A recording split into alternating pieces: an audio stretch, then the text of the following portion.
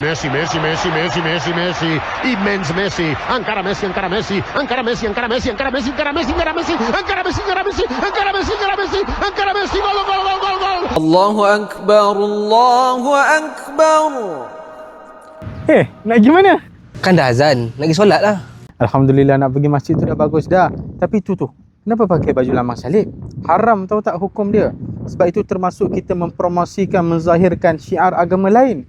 Oh, ya ke? Tapi tak adalah saya nak niat macam tu sekali. Ya, tapi kalau bab iman, bab akidah, kita kena tegas, kita kena berprinsip. Pakai baju ada salib, haram hukumnya. Oh, ya ke?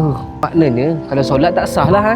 Asalkan pakaian kita bersih, suci, solat masih sah. Tetapi walaupun solatnya sah, perbuatan memakai pakaian yang mempunyai lambang salib itu tetap berdosa dan perlu dielakkan.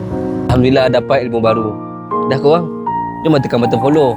Jom infak masjid, 5 juta pun tak apa, boleh tekan link di bio. Dapat pun. Mana dia orang?